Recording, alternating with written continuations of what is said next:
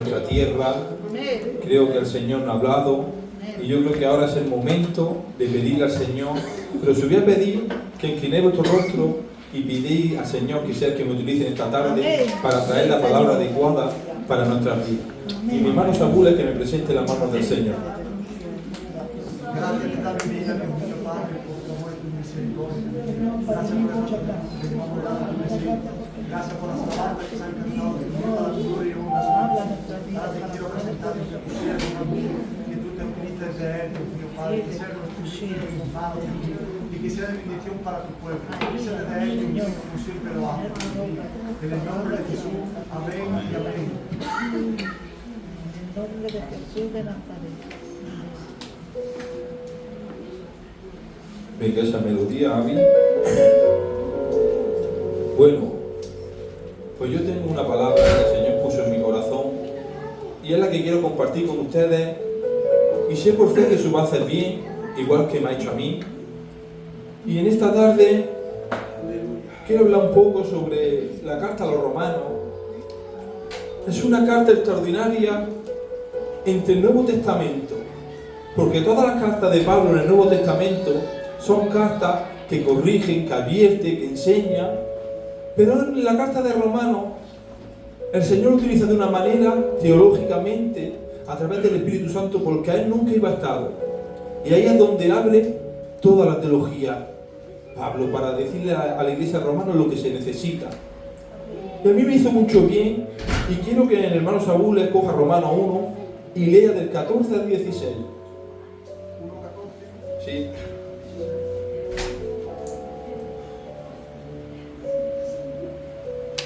A griegos y a no griegos, a sabios y a no sabios, soy deudor.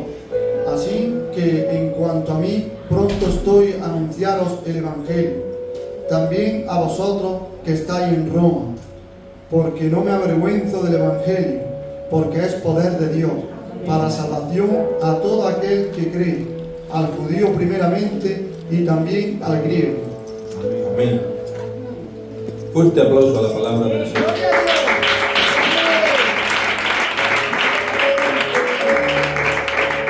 Aquí vemos a un hombre que ha tenido un encuentro con el Señor, pero a mí lo que me ha hecho la diferencia y lo que a mí me ha hecho mucho ver en este pasaje es que dice dos palabras clave. Dice: soy deudor. Y yo he puesto: la deuda es un contrato firmado al que no se puede escapar a menos que sea pagado o perdonado. Cuando Pablo tiene ese encuentro con el Señor y sabe que ha muerto por él, dice: yo soy deudor, tanto a griegos como a no griegos. Y dice: y pronto quiero ir a anunciaros el Evangelio. Qué bueno que seamos deudores del Señor Jesucristo para querer anunciar el Evangelio. El Evangelio trae las buenas nuevas, es una noticia, es algo nuevo. Pero déjame decirte algo, ¿nos sentimos con deuda como Pablo? Porque Pablo entendió el sacrificio de Jesucristo. Yo no sé si tú lo has entendido, pero el sacrificio de Jesucristo no es simplemente estar aquí parado, creer y soy salvo. El sacrificio de Jesucristo también tienes que ser deudor a Él, porque aquí estamos también para hacer buenas obras. Amén. Aunque no somos salvos por ellas, pero dice que algún día nos tendremos que presentar delante del tribunal donde seremos juzgados, y tendremos que tener también buenas obras, como dice Santiago: muéstrame tu obra y veremos tu fe. En esta tarde, esa deuda que siente Pablo, esa deuda la tenemos que tener también nosotros, de darle la palabra a los demás, de evangelizar por donde quieras que vayamos, de pararte a pensar y a meditar qué zona es la que puedo visitar, a qué persona es la que Dios pone en mi vida cada día, de decirle que Jesucristo ha muerto y ha resucitado por ti. Porque no solamente es decirlo, sino vivirlo. Porque como bien ha leído el hermano, dice que el Evangelio es poder de Dios cuando lo vive. Si no lo vive, de nada sirve. Pablo dice la palabra, dice: apartadme a Pablo y a Esteban, que es de herramienta para mí. Dice: pero le voy a enseñar lo que tiene que padecer. O sea que el Señor le enseñó a Pablo lo que tenía que padecer por el Evangelio y no le importó. Era un hombre que tenía pues carta libre para coger a la iglesia a orarla, tenía buena reputación, era reconocido entre el pueblo, pero cuando tiene un encuentro con Jesucristo se olvida de todo lo que puede ganar. Dice que todo lo tiene por basura. Y en esta tarde, ¿tú cómo tienes a Jesucristo en tu vida?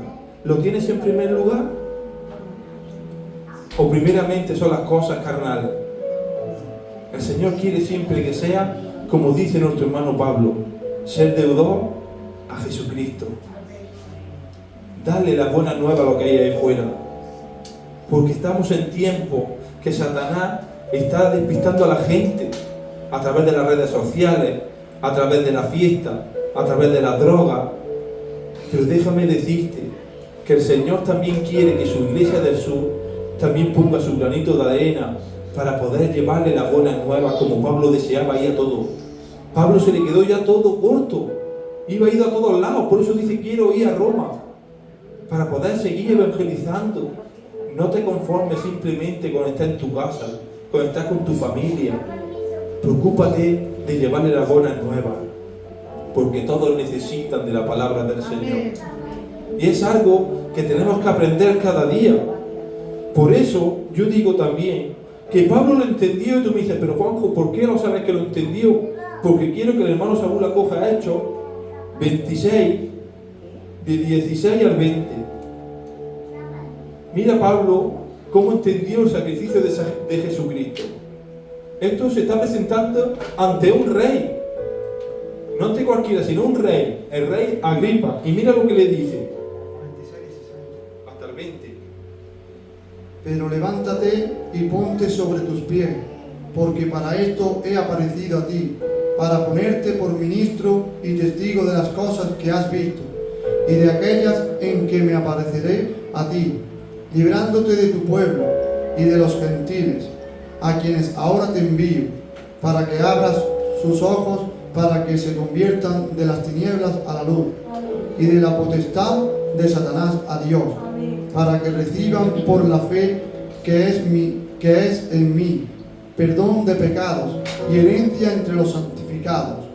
Por lo cual, oh Rey Agripa, no fui rebelde a la visión celestial, sino que anuncié primeramente a los que están en Damasco y Jerusalén, y por toda la tierra de Judea, y a los gentiles que se arrepintiesen y se convirtiesen a Dios, haciendo obras dignas de arrepentimiento. Amén. Nos damos cuenta como Pablo se le iba quedado todo corto de presentar a Jesucristo ante un rey. No le da vergüenza de decir que es fiel a Jesucristo, que predica la salvación. Hay circunstancias que muchas veces me meto yo el primero, se sabe quien pueda, nos avergonzamos de hablar de Jesucristo. Y el Señor no quiere que te avergüences, porque dice Pablo que el que se avergüenza no puede vivir este evangelio, no tiene poder. Pero aquel que vive, no le importa que esté delante de un rey, que esté en cadena, que esté en una situación crítica, evangeliza a Jesucristo en todo momento. El miedo no viene de parte de Dios. Tienes que ser valiente. Vemos también cómo en el día de Pentecostés, cuando estaban todos diciendo a los discípulos, están borrachos, están ebrios, dice que se llenó Pedro del Espíritu Santo y empezó a hablar y se convirtieron 3.000 personas. Hay circunstancias y escenas que nos encontramos en nuestra vida diaria que por falta de fe y por miedo la gente no le llega a las buenas nuevas. Por eso Pablo dice, soy deudor. Cuando es deudor, está ansioso por querer pagar esa deuda. Quiere hacer todo lo posible. Pero nosotros muchas veces nos conformamos con que Jesús ha muerto, ha sido golpeado y lo ha hecho por mí. Y decimos, ya es verdad. Pero el Señor quiere que tú también hagas tus obras. Que tú empieces también a darle las buenas nuevas a los que necesitan. Que no te avergüences del Señor. Que no seas cristiano cuando estás con los hermanos y las hermanas. Que seas cristiano también cuando estés con tu amigo. Cuando estés en un supermercado. Cuando estés en la playa. El Señor quiere que siempre lo tengas delante y presente. Porque dijo Juan Bautista, es necesario que yo mengue para que Él crezca. El Evangelio va creciendo si tú presentas las nuevas buenas. Si no presentamos las buenas nuevas, ¿cómo se va extendiendo el Evangelio? Y yo en esta tarde me preguntaba y decía, Señor, pero si con la jerarquía de ángeles que tiene, podría hacerlo en un segundo. Pero el Señor me hablaba y me decía, mira Hechos. En Hechos se encuentran 4 apariciones angelicales. En el capítulo 8 vemos cómo se le parece el ángel a Felipe y le dice, ve a Damasco, y dice que había un hombre entre Damasco y Jerusalén y lo llevó, y había un hombre etíope leyendo Isaías y dijo, si alguien me pudiera enseñar, y dice que lo llevó el ángel y empezó a predicarle. Dijo, ¿quién impide que yo me bautice? Entendió el plan de salvación. Vemos en el capítulo 10 cómo Cornelio también se le parece un ángel y le dice, ha llegado la oración y la ofrenda hasta los cielos, hasta el trono del Señor. Pero dice, pero ve a casa de un tal hombre que estará un hombre llamado Pedro Simón, el cual vendrá y te enseñará el Evangelio. Y ahí me paró el Señor y dije, Señor, pero ¿por qué, si el ángel se le apareció, qué le fuera costado explicarle el plan de salvación a ellos? Y el Señor me decía, es que no quiero que sea un ángel, es que yo he decidido que seáis vosotros quienes partan el Evangelio, no los ángeles. ¿Podrían hacerlo? Sí, pero es que a Dios le ha compadecido que lo hagamos nosotros. Por eso hay circunstancias que parecen raras. Habrá momentos que digas tú, uy, esto no viene de parte de Dios, esto es de mi carne. No, es el Espíritu Santo, que quizás te está diciendo que vaya y golpee a esa persona para que le rompa el corazón espiritualmente, para que pueda llegar la semilla. Y eso es lo que se trata el Evangelio. Por eso Pablo ha entendido lo que es ser deudor. Ser deudor es algo que no se va, o sea, o que te perdone o que sea pagado. Se quita la deuda. Pero yo digo en esta tarde una pregunta y no me responda. ¿Ustedes creen que ya habéis pagado vuestra deuda con Dios? ¿Creéis que habéis hecho todo lo posible por esparcir el Evangelio? No me contente, pero es lo que el Espíritu Santo ponía en mi corazón. ¿Verdaderamente puede decir, está satisfecho? ¿Estoy en paz con Dios? Mientras estemos en esta tierra, siempre estaremos a deuda con Dios. Pero no es lo mismo cuando tienes una deuda y tienes que estar como obligando. Es como cuando tienes una hipoteca o tienes algo. Tienes que estar pagando aunque no quieres. Pero es diferente cuando tienes una deuda y tú estás ansioso por querer trabajar para pagarla. Porque cuando trabajas con agrado, cuando trabajas con ganas, no te cuesta, sino que vas viendo cómo el Señor te va utilizando. Vas viendo cómo nuevas puertas se van abriendo.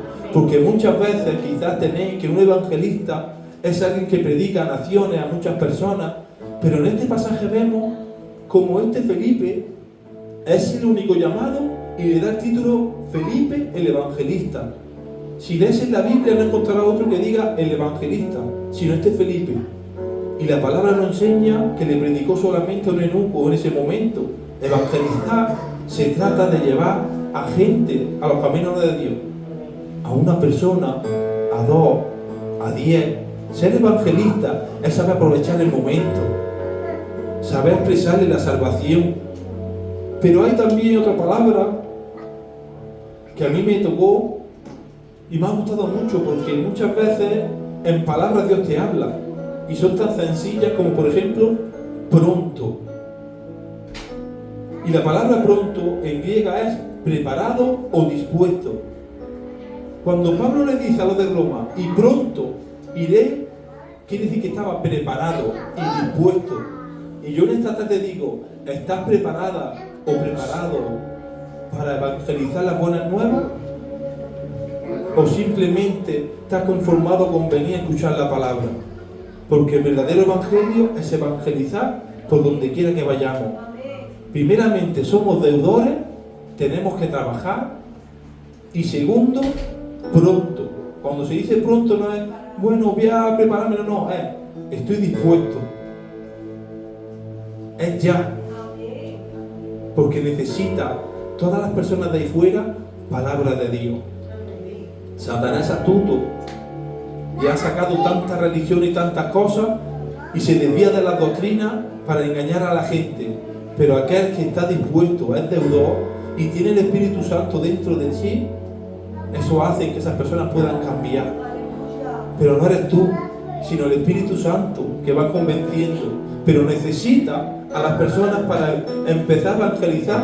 Igual que hemos visto que el ángel se aparecía a las personas y decía lo que tenía que hacer, pero no decía a los ángeles cuál era el plan de salvación. Se lo tenía que hacer Pedro, a Cornelio, Felipe, al etíope. Y hoy en día tú se lo tienes que decir a las criaturas que hay fuera, porque nosotros ya somos hijos de Dios. Los que están fuera son criaturas de Dios. Entonces, como ha dicho la palabra, tenemos que estar dispuestos. Pronto quiere decir preparado y dispuesto.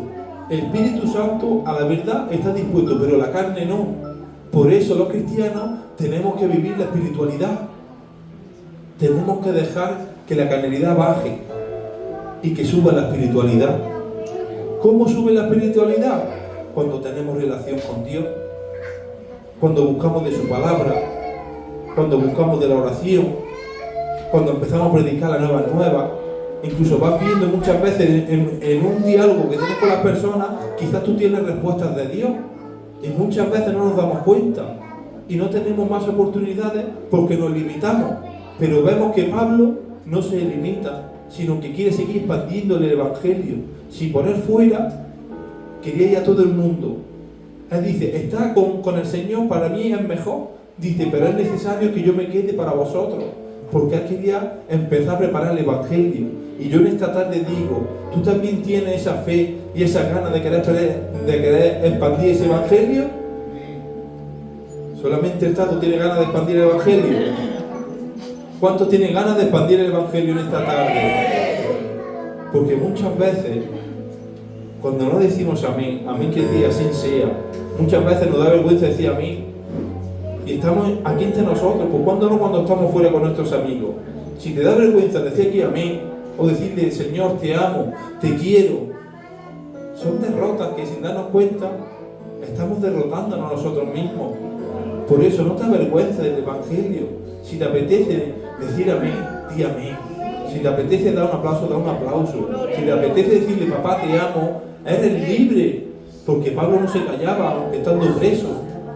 Por eso en esta tarde aviva el fuego del Espíritu Santo en tu vida, para que el Señor pueda hacer que sigamos teniendo nuevas personas en esta tarde.